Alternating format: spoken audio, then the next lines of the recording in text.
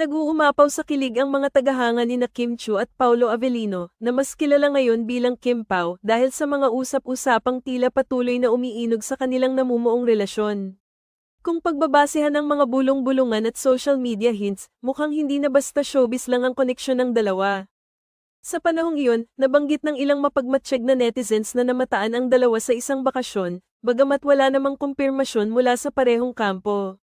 Ngayong May 2025 muling umugang ang mga haka-haka dahil magkasama na naman di umano ang dalawa sa isang travel getaway, ngunit nananatili pa rin ang palaisipan kung saan nga ba sila talaga nagpunta. May nagsasabi raw na sila ay nagpunta sa Thailand, habang may iba naman na nagsabing namataan sila sa kilalang luxury destination na Amanpulo. Di rin nagpahuli ang isang source na nagsabing tila sa Bataan raw namataan ang magka-love team.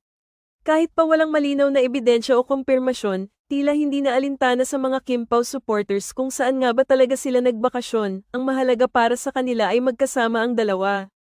Para sa maraming fans, sapat na raw na makita ang mga subtle posts at kurot sa puso na mga interaksyon ni Kim at Paolo sa kani-kanilang social media.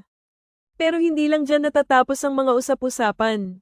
Ayon pa sa iba pang sources, posibleng mauwi sa kasalan ang relasyon ni Kim at Paolo sa taon 2026. May ilang nagsasabing may mga commitments pa umano si Kim, lalo na sa mga endorsement deals at showbiz obligations, na kailangang tapusin bago siya tuluyang pumasok sa isang panibagong yugto ng kanyang buhay. Para sa mga diehard Kim Pao fans, ang ganitong balita ay tila isang katuparan ng matagal ng pinapangarap ang makita ang kanilang iniidolo na masaya, hindi lang sa karera kundi pati sa personal na buhay.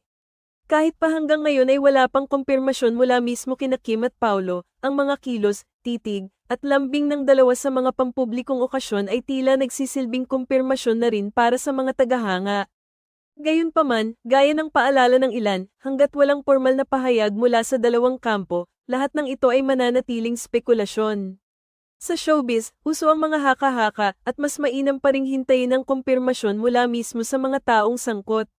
Sa huli, kung sakaling totoo nga ang lahat ng ito, mula sa isang taong relasyon hanggang sa posibleng pag-iisang dibdib, hindi maikakailang isang magandang kwento ito ng pag-ibig na unti-unting nabuo sa harap ng kamera at patuloy na namumulaklak sa likod nito. Hanggang sa marinig mismo sa kanilang mga labi ang katotohanan, mananatiling sabik at masayang nag-aabang ang Kim Pao fandom, hindi lang sa kilig kundi sa posibilidad ng isang love story na totoo, matatag, at pangmatagalan.